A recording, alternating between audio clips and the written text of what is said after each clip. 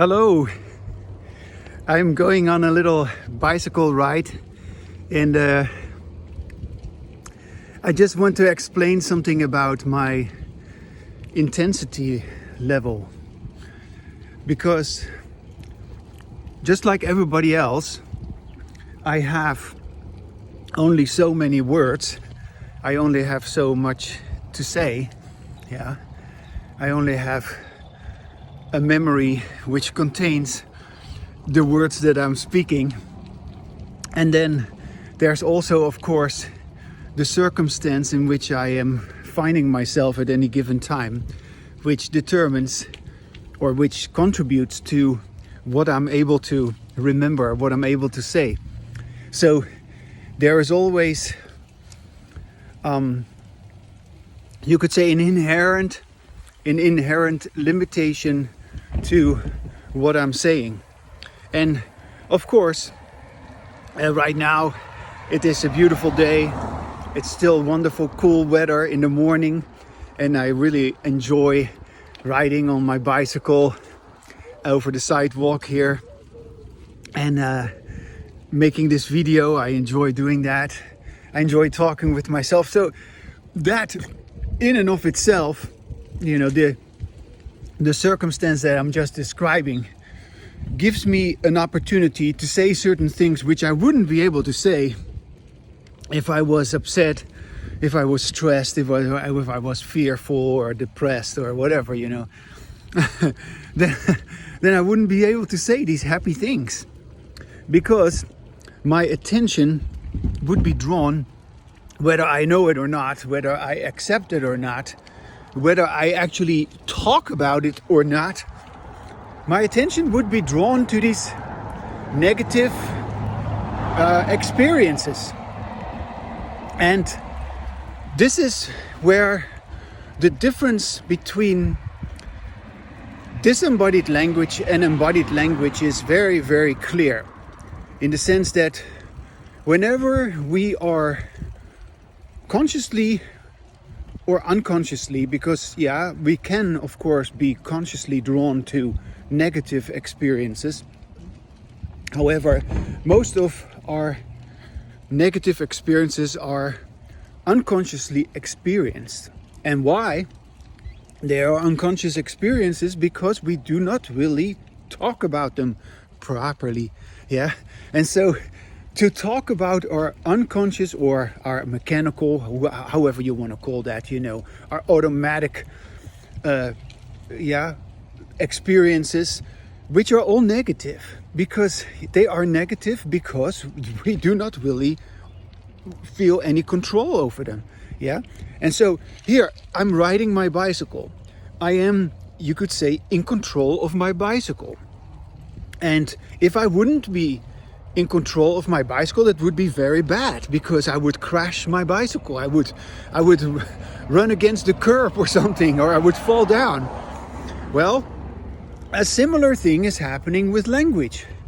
If I wasn't balancing myself, if I wasn't consciously riding my bike in the way that I keep myself going, that I do not crash, so that is a certain amount of effort, a certain amount of intensity, because I'm doing it. If I stop pedaling my bicycle, the bicycle stops. And a similar thing is happening, of course, with our language, where you either do it correctly and effectively, or you do it incorrectly, and then you have all kinds of negative outcomes. Now, there is no right or wrong about the fact that our experiences can be positive or negative. At any given time, our experiences are positive or negative, and there's no right or wrong about it. It just is. So you feel at a certain moment, I don't know, you may feel very tired, and you feel not capable of doing much. You feel lethargic, because you have no energy. You have, I don't know, let's say for instance you have not slept well. Okay, well if you have not had enough sleep, then you feel tired, then you feel sleep deprived, and then you don't have energy, so then you cannot perform well. And so if you do not pay attention to this negative experience, because it is a negative experience, that you do not feel good, that you kind of slouching along, you just want things to be over with, you don't want to be bothered by anything because you're cranky, you have not slept well. And so that's a negative experience, right? And there's no right or wrong about it, it's just the way it is. And the only way it's going to change is if you get better sleep. If you somehow are able to restore the amount of sleep that you're getting, and then you feel rested, then you feel better again. Yeah? And as you can tell, I've had good sleep, and whenever anyone has good sleep, then good morning, then when you have had good sleep, you feel rested, you feel full of energy. So that's something about intensity level. So you feel kind of low, you have no energy, or you feel excited, you feel awake, you feel alive, you feel full of energy, and then you will have a different intensity. And there's another aspect about intensity that deals with language. So the correct use of your language creates a certain intensity level. Yeah. The incorrect use of your language creates basically nothing but negativity. Yeah.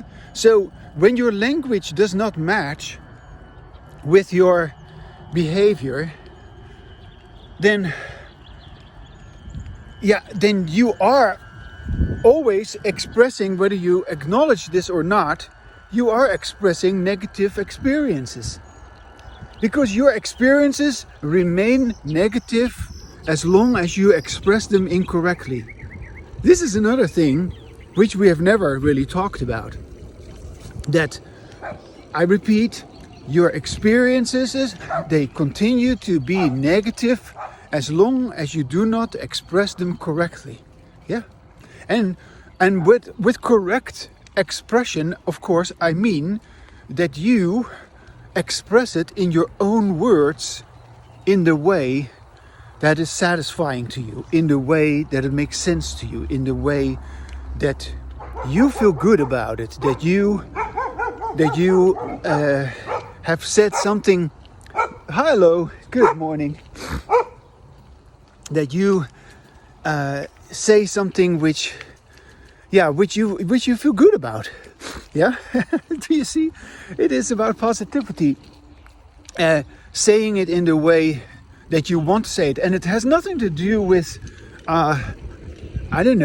being obsessive or being compulsive, that you have to say it, so to speak. No, you say it because you want to say it, because you like to say it, because you are allowed to say it. You give yourself permission to say it, and you feel good about your ability to say it.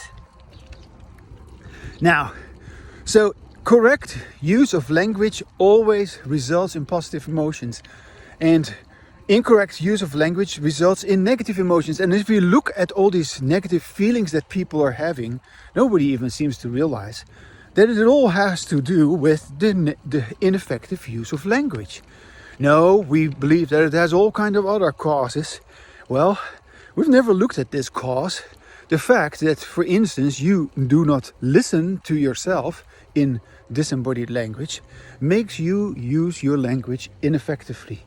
You cannot use your language effectively as long as you are not listening to yourself. It is just as simple as that. And so, yes, you can get away with it. Of course, you can get away with not listening to yourself because everybody else is doing it. But the fact that people get away with not listening to themselves doesn't mean that that therefore their language is effective for them.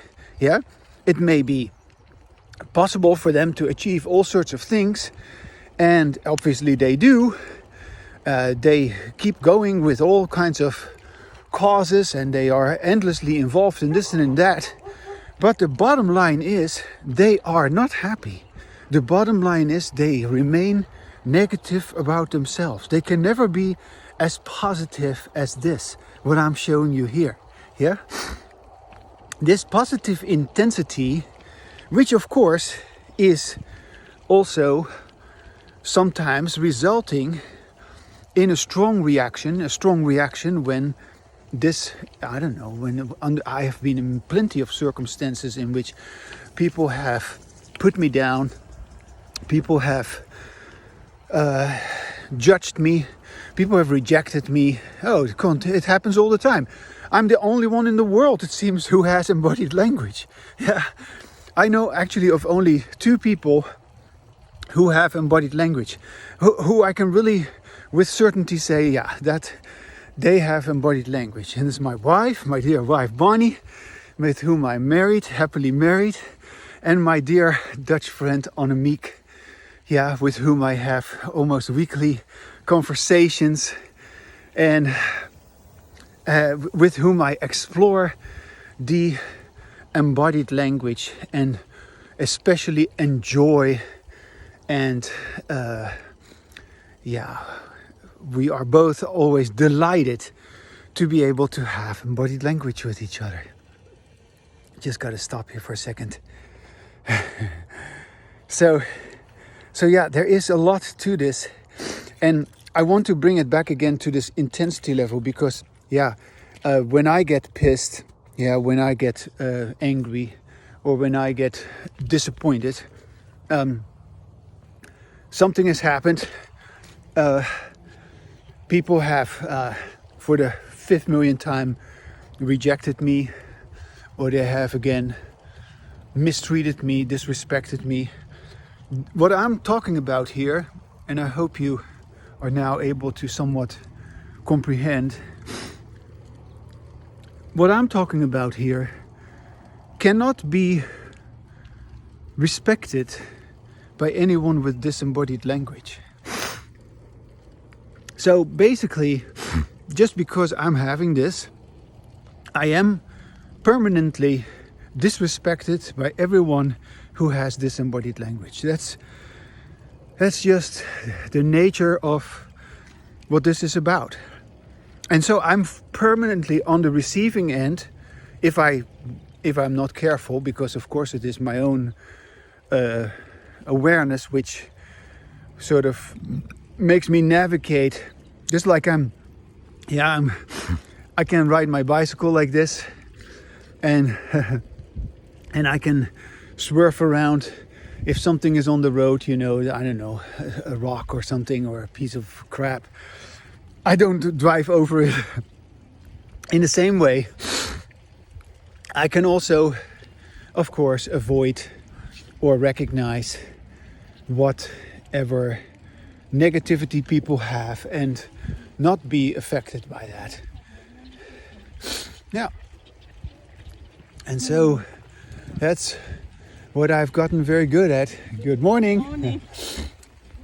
And I had to be very good at it, because if I wasn't good at it, I would again and again get involved with your disembodied language. And that, in the past, of course, that happened very often. And that caused me a lot of trouble. And it gave me a lot of grief. Because I don't want that. You see, I want this. And I know that this is always bringing me good results. So I want to continue speaking about the intensity, because there's people who are afraid of their own sound. They're afraid of their own honesty, their own ability to actually say what is going on with them. And so when they are afraid of my intensity, or when they have some problem with that, what they're actually saying is that they are not allowing themselves to feel what they feel and to actually say to themselves what it is that's going on with them. Why are they feeling this way? Why are you always feeling so negative? Why are you always troubled? Why is your life just one big struggle, one big conflict? Why is that? Yeah, you don't want to be busy with that question. You rather avoid that question or avoid that observation, because it's not a question actually. It is just an observation. It is just a fact of your life that you're miserable. It's a fact of your life that your moments of happiness, your moments of well-being, they are so small, so rare, so almost non-existent. Well, how could it be otherwise? You use your language incorrectly. Disembodied language is the incorrect use of language. And so your fear of my intensity is actually a fear that you have for yourself. And you shouldn't be afraid of yourself, but you have been made afraid of yourself. And yeah,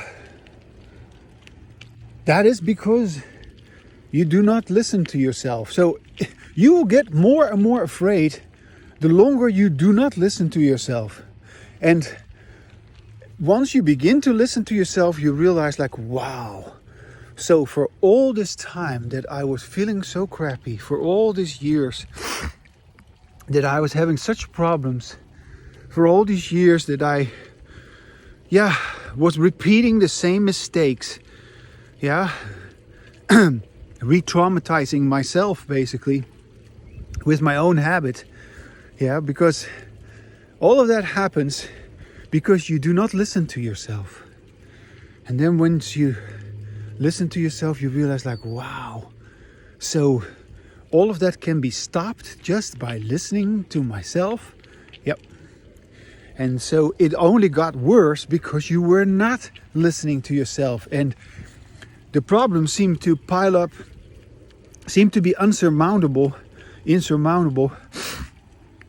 don't even want to start listening to yourself and paying attention to what's really happening, because you have not been listening to yourself for so long. And now, okay, here it is. You are going to hear it. You're going to say it. Morning. And you're going to just say it in your own simple words. And you're going to say it in the mood that you are in the situation that you are in the circumstance that you are in. You couldn't say it otherwise. You can only say it with the words that you have. You can only say it in your way. And also your ability to hear it and to understand it is equally personal. You only are able to understand what you can understand. And if you can't understand it, why it is that you're saying these things, or why it is that you are experiencing these things, perhaps if you listen more, and I feel very strongly about it, that's what you need to do, or that's what you, if you do that, you do yourself an enormous favor. If you keep talking and keep telling yourself more about it and keep that conversation going, what is really happening, even if you do not understand it, even if it still bothers you. And yes, you do want to have the solution to problems, but why aren't you having the solution already? And what is stopping you from finding it? And why aren't you formulating it in such a way that it works for you? Why aren't you instructing yourself to do what works for you? These are all just linguistic or these are all verbal phenomenon. And unless you begin to pay attention to your language, which means that you speak, it means that you listen to yourself, it means that you also pay attention to that you pay attention to what this is if you would write it down, because you can write it down, what you speak about and what you have heard yourself say. If you write it down, it even becomes more clear, because now you're writing it and you're reading it. And reading and writing what you have been saying and hearing to yourself is going to have another effect. Yeah. So reading and writing has, of course, another effect than speaking and listening. But those are the 4 dimensions of your embodied language. Yeah. And in disembodied language, you are stuck with either one of these. Yeah. You're either just a talker, but you're not listening. or you're always listening, you never say anything. Or you're just always reading, but you're never writing anything. Or you're always writing and you never read anything. I'm just saying, you know. You can toss this around and say for yourself what is true. And I don't claim to have for you what is true for you, okay? What is true for you is only something that can be said by you. And you need to say it, you need to hear it, you need to formulate it in your words for yourself. And then once you do that, as I said before, you feel so happy, you feel so accomplished, you feel so wise, you feel so satisfied that you've finally done yourself the great favor of using your language correctly, which means your language works for you. You are in charge of it, just like I'm in charge of this bicycle that I'm riding. You're in charge of your language. You do your language. Language doesn't do you. That is just a weird concept which has been going on because of your involvement in disembodied language. Yeah, because of disembodied language, you believe that language is just happening to you. That's what you call your so-called mind. No, there is no language inside of you. Language is not just happening to you. You do your language, but you do not do it consciously. And you only do it consciously once you begin to listen to yourself while you speak. Now, it's so simple, isn't it? Yeah. So, when people have problems with this intensity level, it can be a signal that they are that they do not have the immediate results which they would like to have. And of course, they are used to, in disembodied language, they are used to having their way, so to speak, right? Because in disembodied language, everybody gets away with the fact that they're not in touch with themselves. Yeah, that may sound strange, but unknowingly, people who engage in disembodied language, they all are not in touch with themselves, and they continue with disembodied language because nobody is holding up a mirror. Nobody points out to them. It's only in this video. Good morning. Have a good day.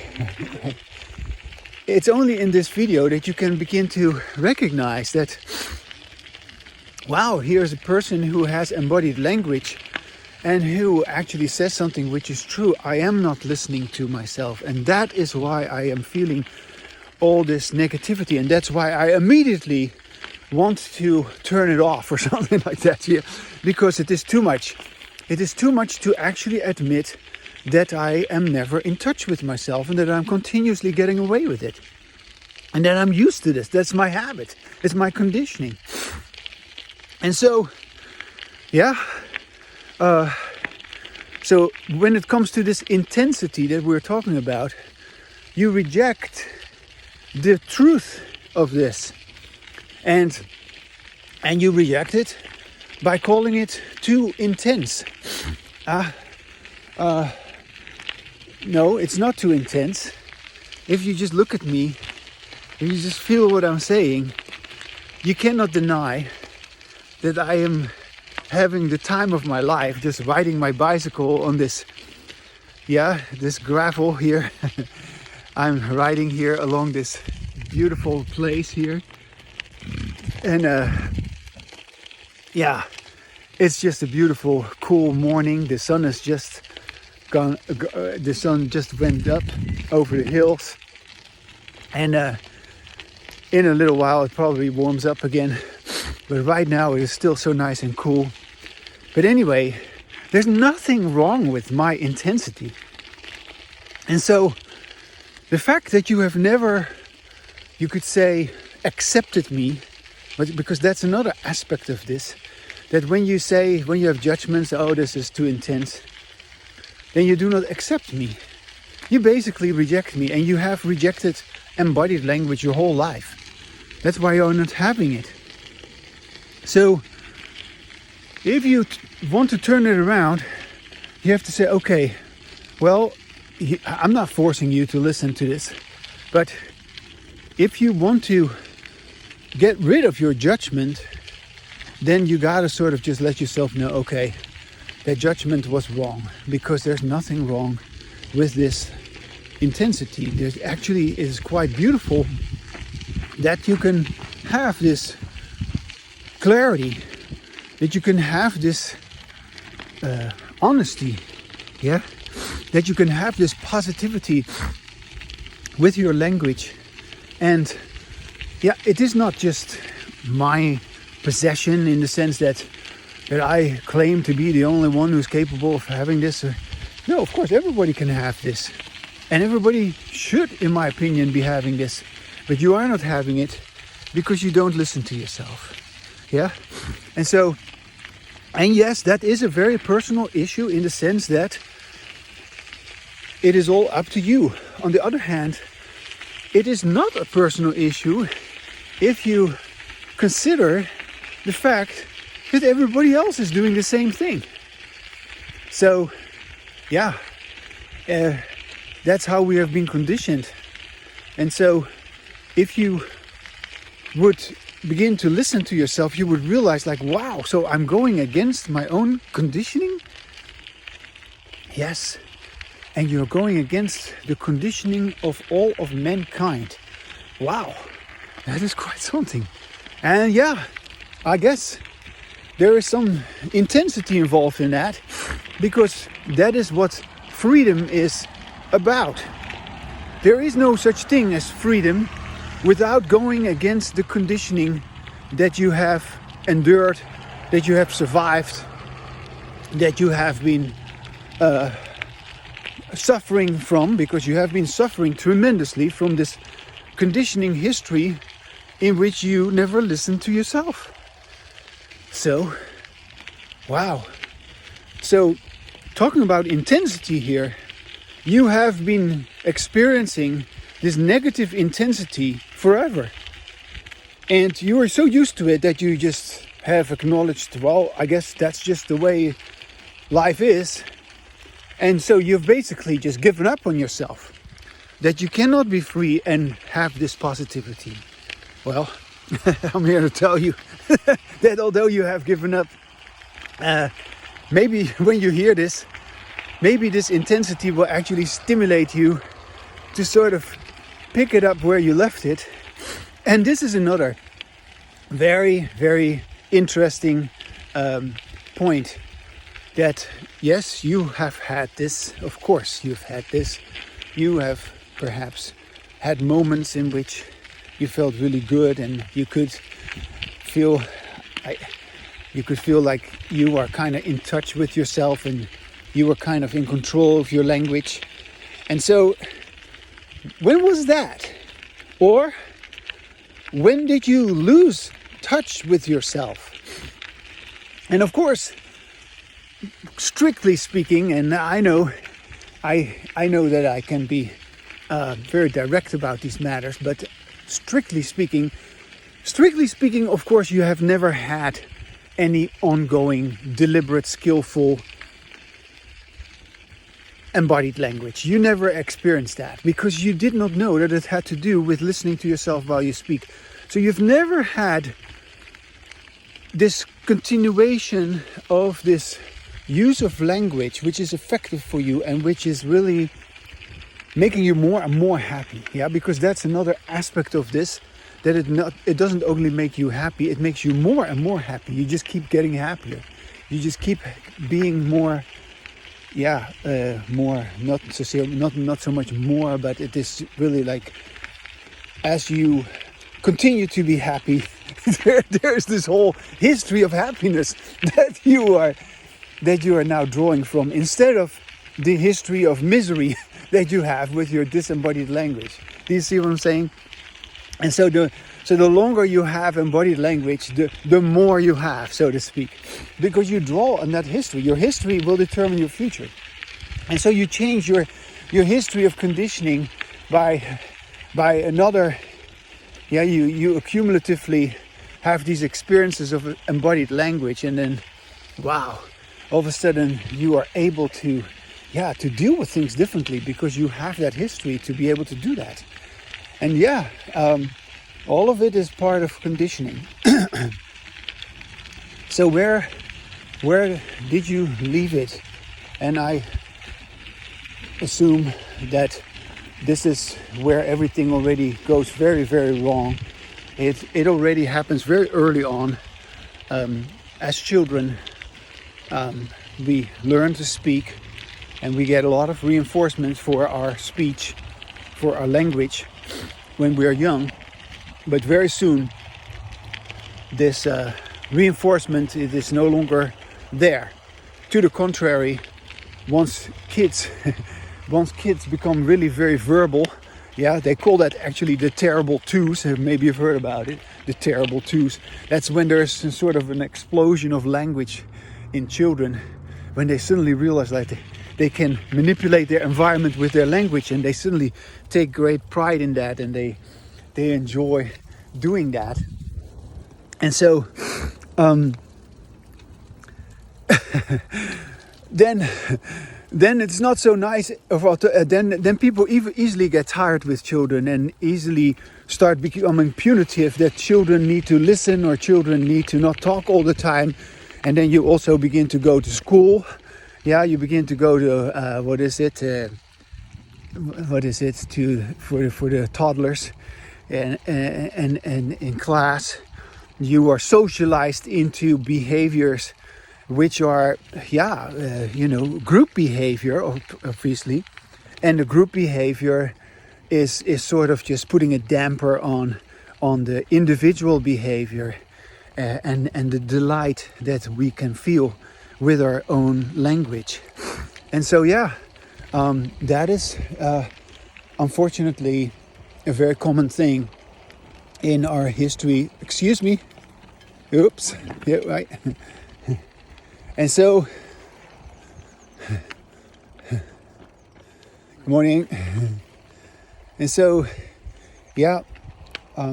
that's just an aspect of good morning.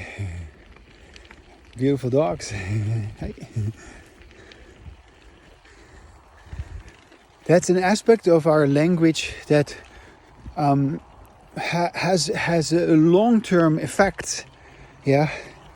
Once we learn to only speak when spoken to, or we learn all these rules, these social rules about interaction, which have nothing to do with the fact that we are stimulated to listen to ourselves. Nobody ever tells us that. We're told to listen to others, and we are taught to make other people listen to us.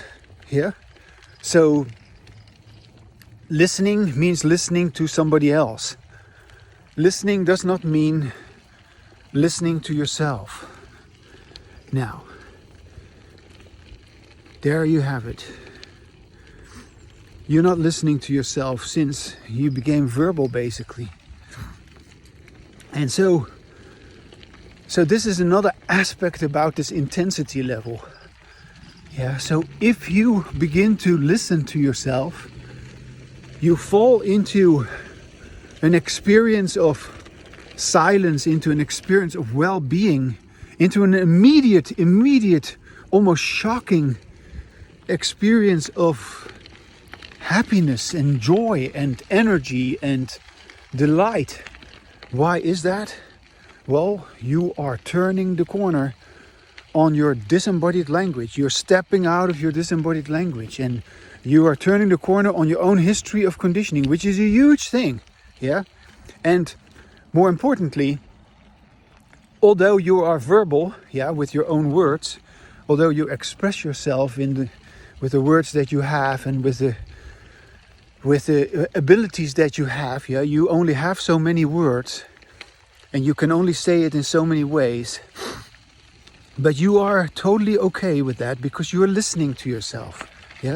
You listen to your sound and you say like, okay, yes, I am upset, or yes, I am irritated, or yes, I am anxious, or whatever it is. You're like, of course you are all these things because that's your history of conditioning. Your history of conditioning means that you are unhappy about yourself.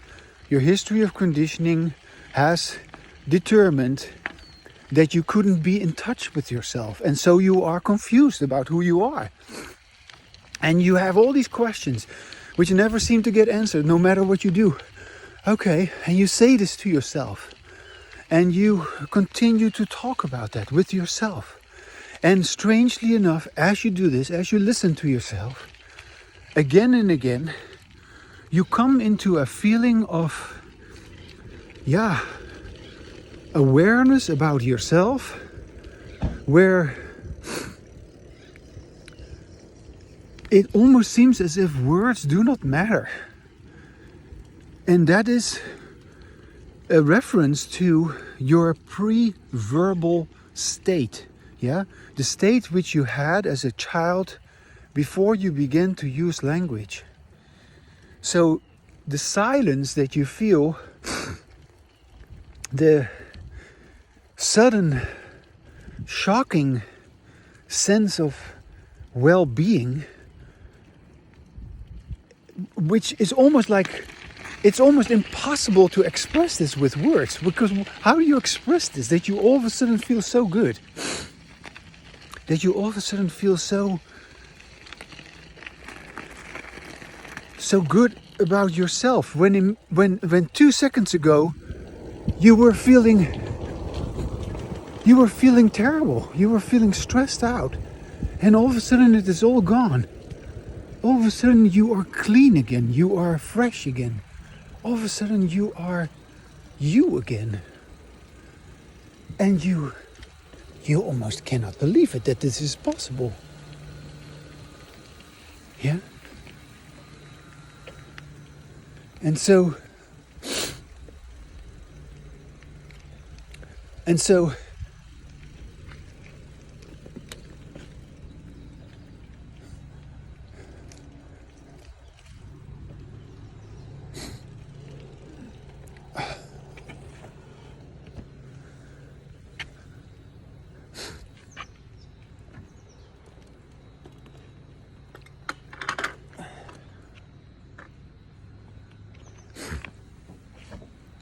And so you have a whole new perspective, because you can experience your own non-verbal state. You can basically let go of your words, and be with yourself. You listen to yourself, you speak with yourself, you are with yourself, and you feel good about yourself without words.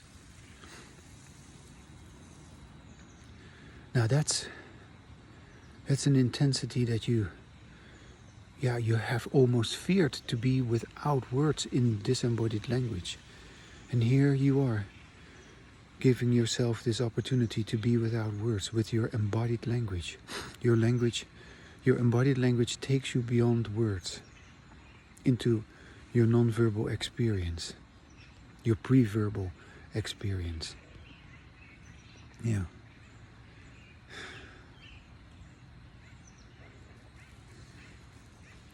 And as you listen to me, of course, now I'm not riding my bicycle anymore. And now I'm just sitting here near a creek here. I'll show you. I just arrived at this beautiful spot here at the creek.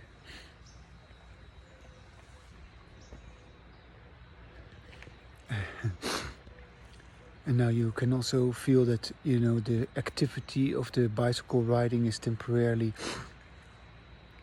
stopped. And my speech is also different because of not riding the bicycle. And this whole intensity of this non-verbal, or non-verbal meaning like it's just experiencing without language.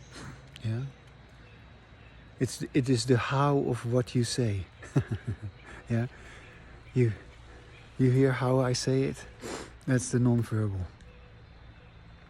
Yeah. And it's also the pre-verbal, because it also connects you with that historical moment in which you as a child begin to have language, and in which language began to disconnect you from your experience. Now you are again, due to listening to this embodied language, you listen to my embodied language, you can again connect with your pre-verbal experience, and in doing so you can perhaps even begin to have some conversation with yourself about this and say like, this is probably how it happened. You don't have to believe me. You don't have to take my word for it. You can say it in your own way, whatever it is that you want to say. But when you listen to yourself, you're going to experience this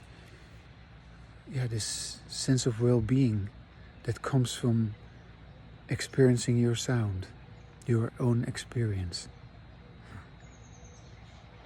And that puts an end to the negative experience of disembodied language. Puts an end to this history of conditioning, which is negative, which couldn't be like this.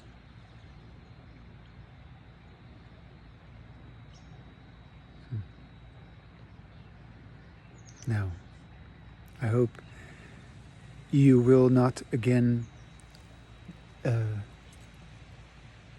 reject this experience as you have so many times. Because, every time you reject it, you actually have gotten better at rejecting it, and you add more to your history of conditioning in which you most likely in the future are going to reject it. So, in that sense, you have created a lot of your own fear, and a lot of your own anxiety, a lot of your own stress, because you are defending against this in every possible way. You are always making it seem as if this is not possible, as if this is not for you. Yeah. And why wouldn't this be for you? Of course it is also for you.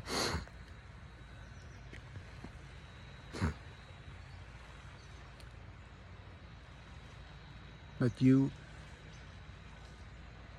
are in charge of your language, and only when you listen to yourself, and when you begin to experience that it is very, very positive,